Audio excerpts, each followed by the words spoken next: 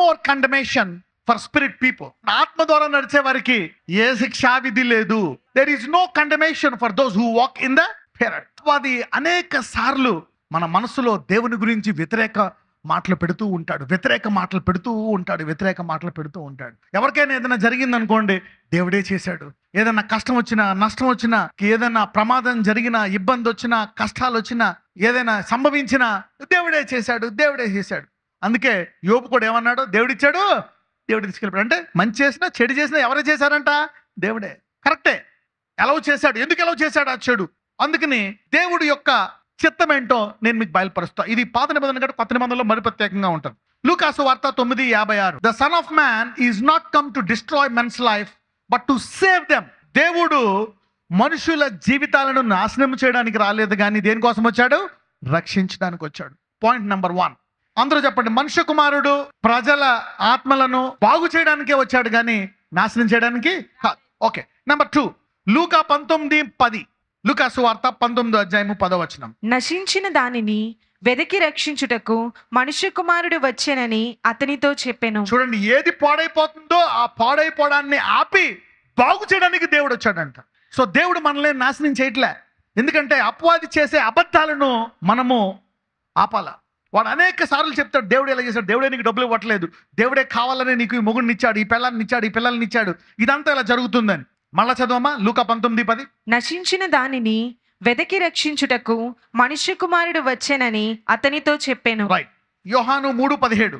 లోకము తన కుమారుని ద్వారా రక్షణ పొందుటకే గాని లోకమునకు తీర్పు తీర్చుటకు దేవుడు ఆయనను లోకములోనికి పంపలేదు. చాలా మంది ఏమనుకుంటారంటే దేవుడు కర్రట్టుకొని కూర్చున్నాడు, సీపురు కట్టట్టుకొని తిరగేసి తప్పు చేస్తే కొడతాడు అనుకుంటారు అందరూ. దేవుడు ఒక పోలీసు వాళ్ళలాగా. No, God is not like that. లోకము తన కుమారుని ద్వారా రక్షణ పొందుటకే గాని ఆయన లోకమును తీర్పు తీర్చుటకు రాలేదు. So don't think that God is condemning you. అందుకంటే నీతిమంతుడు 7 మార్లు పడిపోయినా తిరిగి లెగుస్తాడు. అందుకే ఎవరైనా పొరపాటు చేస్తే పడిపోతే తిట్టొద్దు. దేవుడు ఖండించట్లేదు. అందరూ చెప్పండి, దేవుడు ఖండించట్లేదు కనుక విశ్వాసుల పొరపాట్లని నేను ఖండించను. ఎందుకో తెలుసా? ఎందుకు ఖండించకూడదు? ఎందుకు? Why? Because a believers mistakes are not for condemnation. A believer mistakes are for conviction. ఒక విశ్వాసి పొరపాటు చేస్తే దాన్ని ఖండించకూడదు. ఎందుకో తెలుసా? ఒక విశ్వాసి పొరపాటు చేస్తే పరిశుద్ధాత్ముడు అతన్ని ఒప్పించి మళ్ళా చేయకూడదు అని నూతన మనస్సు పరిశుద్ధాత్ముడు ఇప్పిస్తాడు. A Holy Spirit does not condemn, it will convict you. నీలోనే పరిశుద్ధ పొరపాటు ఆగిపో, నీ బతికింతే, ఇంక నువ్వు ముందుకు వెళ్ళడానికి వీల్లేదు, అనర్హుడు వండు. పడిపోయావా? మళ్ళా ఎందుకు పడిపోయావో తెలుసా? ప్రార్థన సరిగ్గా చేయకపోవడం వల్ల. ఎందుకు పడిపోయావో తెలుసా? బైబిల్ చదవకపోవడం వల్ల. ఎందుకు పడిపోయావో తెలుసా? నీవు దేవుణ్ణి ఇంకా లోతుగా వెళ్ళకపోవడం వల్ల. కాబట్టి నువ్వు లోతుగా వెళ్ళాలా. ఈసారి నువ్వు లోతుగా వెళ్ళి అలా పడకుండా చూసుకో అని పరిశుద్ధాత్ముడు నీ తప్పును ఒప్పింపచేసి నిన్ను క్షమాపణ, ఆయన శిలువ ద్వారా క్షమాపణ పొందుకొని ఇంకా ఆ పొరపాటుని సరిదిద్దుకొని ఇంకా ముందుకు వెళ్ళిపోవడం కోసమే పరిశుద్ధాత్ముడికి సహాయం చేస్తాడు. ఇప్పుడు చెప్పండి, పరిశుద్ధాత్ముడు ఖండిస్తాడా? ఒప్పింపజేసి ముందుకు కొనసాగిస్తాడా? He will convict you and make you go ahead not to do such things. So నువ్వు అలాగే ఉండాలి. రైట్. యోహాను 12:47. జాన్ 12:47. ఎవడైనను నా మాటలు వినియు వాటిని గైకొనకుండిన ఎడల నేనతనికి తీర్పు తీర్చను. నేను లోకమునకు తీర్పు తీర్చుటకు రాలేదు గాని లోకమును రక్షించుటకే వచ్చి తిని. చూసారా? ఎవరు ఏ తప్పులు చేస్తే ఏం చేసేద్దామా అని కాదు, వాడిని తీర్పు తీర్చడానికి రాలేదు, నేను లోకమంతటిని రక్షించడానికి వచ్చాడంట. కాబట్టి ఎవరెవరు ఏ పొరపాట్లు చేస్తారా, ఏం తిడదామని అనకూడదు. Judgement mentality. ఈ రోజు నుంచి చూడండి, మీరు ఎవరైనా చెడ్డ పనులు చేస్తున్నారా? అందరూ చెప్పండి, నేను వెలుగై ఉన్నాను. మీరు అందరూ దేవుని స్వరూపంలో ఎదుగుదునుగాక. Let grow into the image of God. Yohanu 10:10. దొంగతనమును హత్యను నాశనమును చేయుటకు వచ్చును గాని మరి దేనికి నీ రాడు. గొర్రెలకు జీవము కలుగుటకును అది సమృద్ధిగా కలుగుటకును నేను వచ్చి తినని మీతో నిశ్చయముగా చెప్పుచున్నాను. సార్ అందరూ చెప్పండి, దేవుని చిత్తము అనండి. This is the will of God. ఆయన ఏదో నిన్ను నాశనం చేద్దామని, నువ్వే తప్పు చేస్తే కొడదామని కాదు. ఆయన ఖండించడానికి రాలేదు, నిన్ను పూర్తిగా బాగు చేయడానికి వచ్చాడు. ఓకే, ఇంకొక మాట కూడా అంటాడు, చూద్దాం. 10:11. యోహాను సువార్త 10:11. నేను గొర్రెలకు మంచి కాపరిని. అందరూ చెప్పండి, మంచి కాపరి అనండి. He is a good shepherd. మంచి కాపరి గొర్రెల కొరకు తన ప్రాణము పెట్టును. చూసారా? అపవాది అనేక సార్లు ఇదిగో ఆయనే ఇది కలుగు చేశాడు, ఈ అప్పులు ఆయనే నీకు ఉద్యోగం చేశాడు, ఆయనే ఈ పెళ్లి చేశాడు, ఆయనే ఇది చేయించాడు, ఈ దేవుడన్నీ ఇంత. అందుకనే చాలా మంది ఎందుకు గుడికి రారు తెలుసా? అందరికీ ఒక వ్యతిరేక స్వభావం.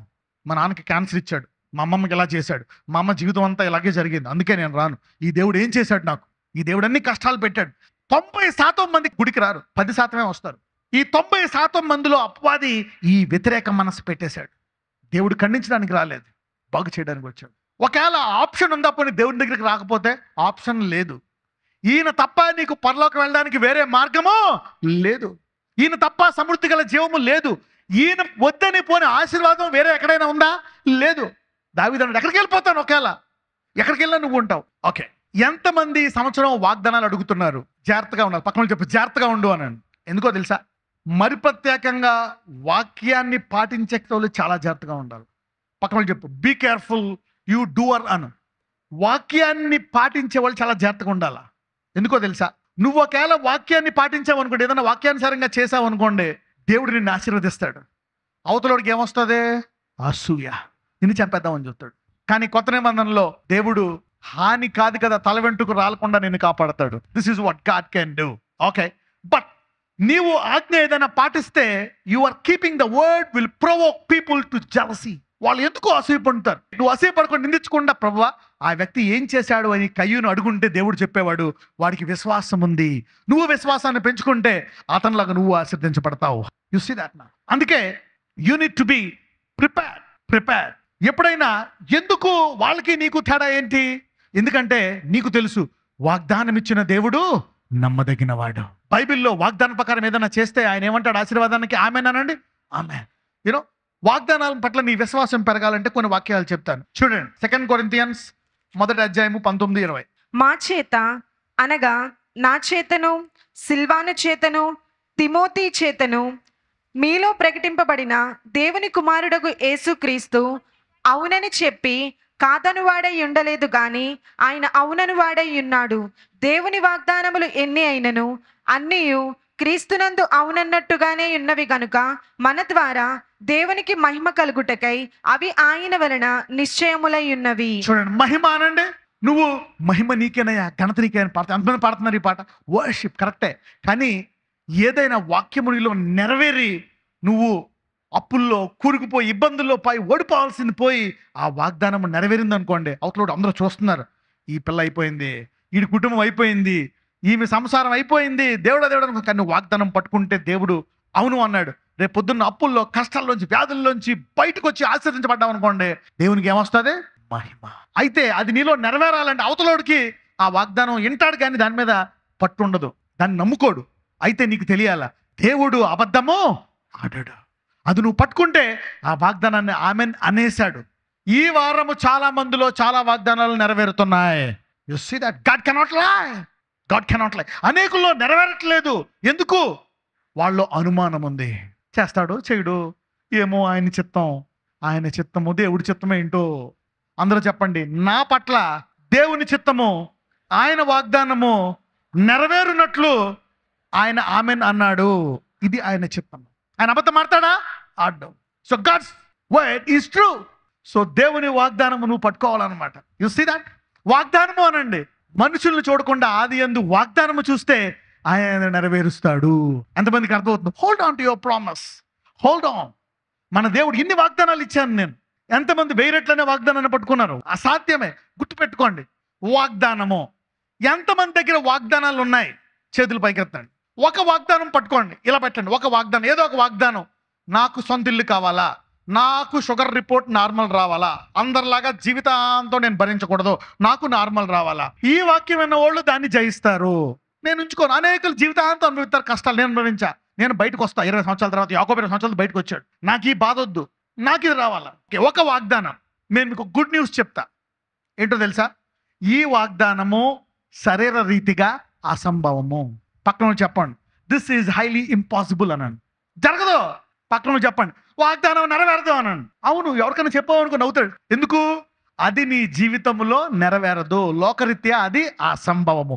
Every promise, when God gives you a promise, it is always impossible in the natural. ఏదైనా ఒకసారి దేవుడు నీకు వాగ్దానం ఇస్తే అది లోకరీత్యా అసంభవము. అందుకే పరిశుద్ధాత్ముడు నీలో ఉంటే అది అద్భుత రీతిగానే సాధ్యపరుస్తాడు. He does it miraculously. అందుకే దేవుడు చెప్పాడు, ఇదిగో మనుషులు కాదు, అద్భుత రీతిగానే దీన్ని నెరవేరుస్తాను. I will fulfil it మిరాకులస్లీ.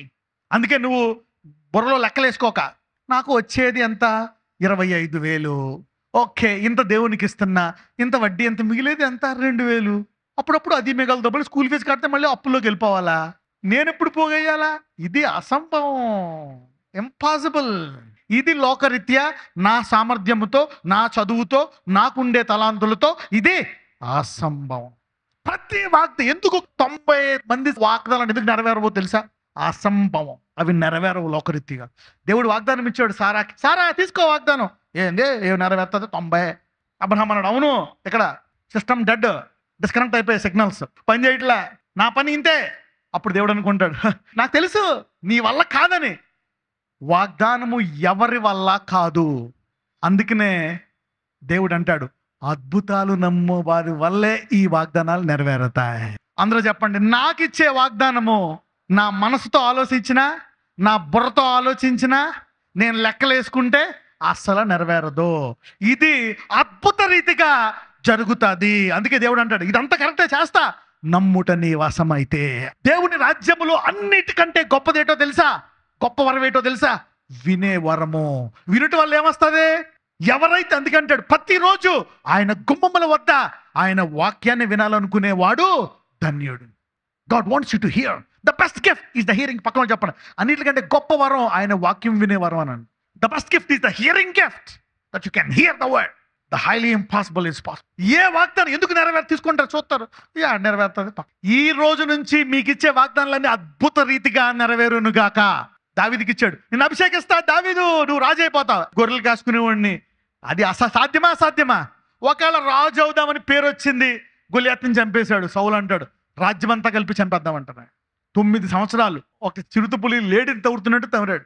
నాకు మరణానికే అడుగంత దూరమే ఉందంటాడు. అడిగంత దూరమే ఉంది నాకు మరణానికి. వాగ్దానమో, నేను సాగుతుంటే చాలు ప్రభు, వాగ్దాన సంగతి దేవుడు ఎరుగు. నేను నా పిల్లలు అంతా గట్టెక్కి అప్పు లేకుండా ఉంటే చాలు నాయన.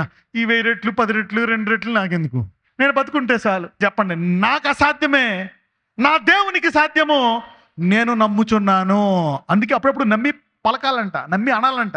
అవును, అవతలోడికి మెంటలు వస్తుంది, కాసేపు రాని నువ్వు అనాలా.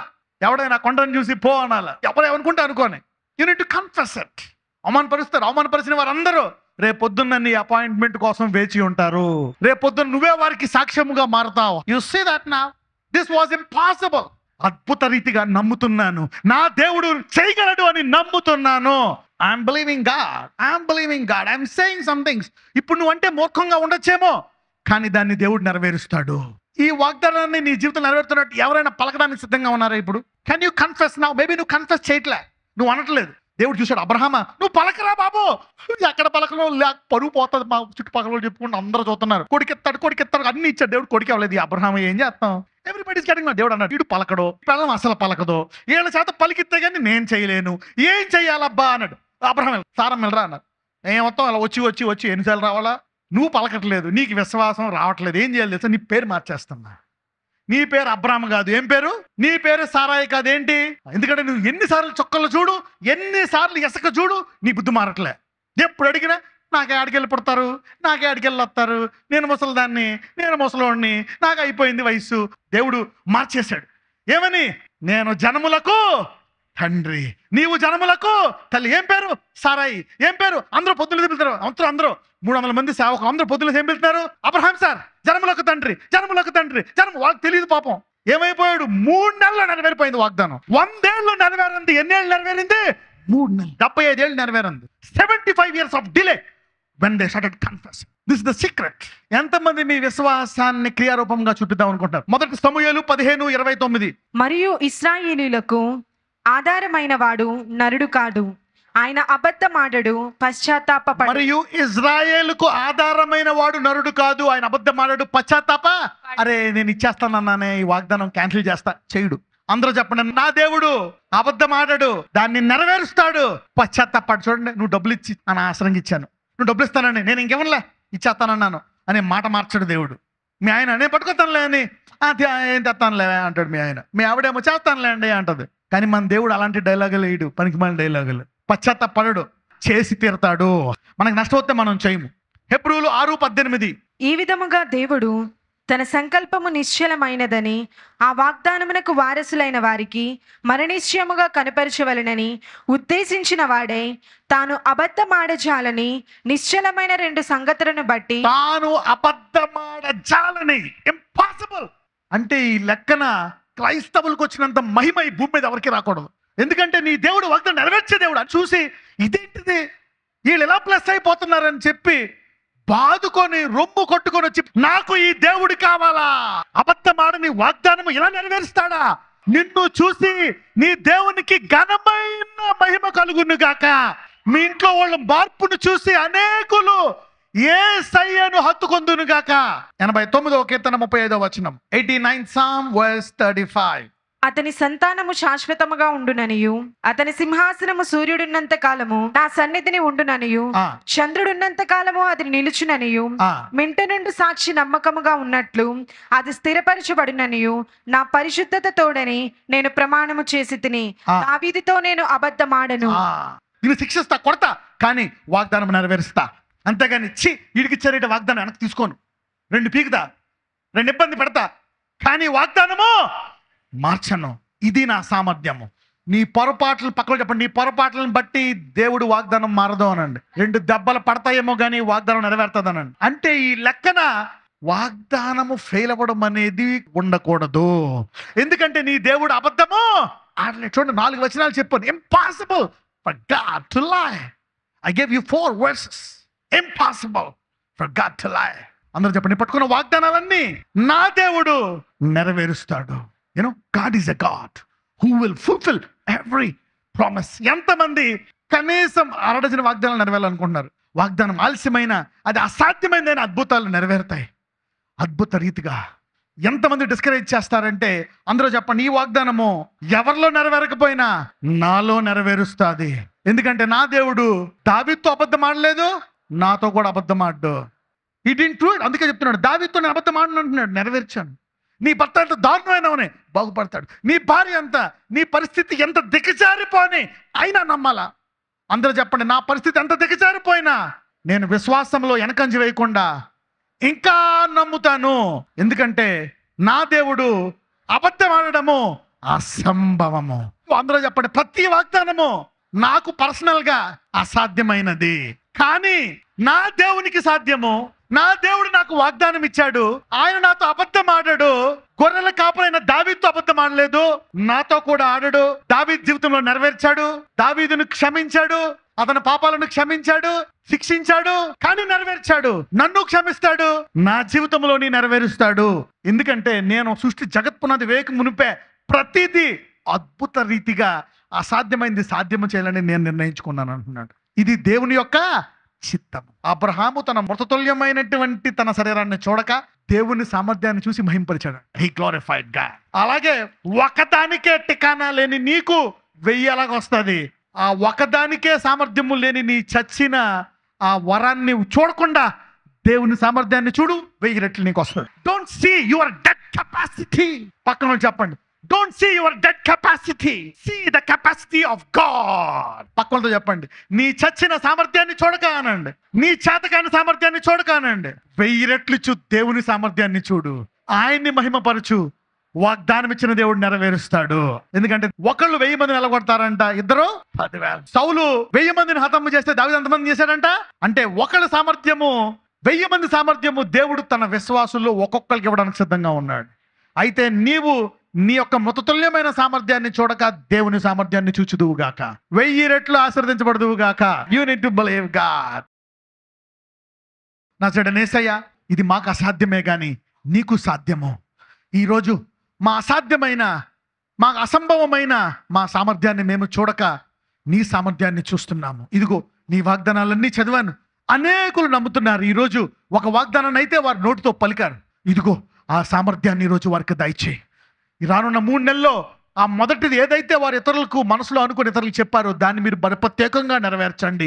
అదే కాకుండా మిగిలిన 5, 6, కొంతమందిలో 19, కొంతమందిలో 2, కొంతమందిలో 7 వారికి విశ్వాసానికి తగినట్టుగా, వారు నీ సామర్థ్యానికి తగినట్టుగా, వారు నమ్మిన రీతిగా వారి జీవితంలో ఇవన్నీ నెరవేర్చి అసాధ్యమైంది సాధ్యము చేసే దేవుడు.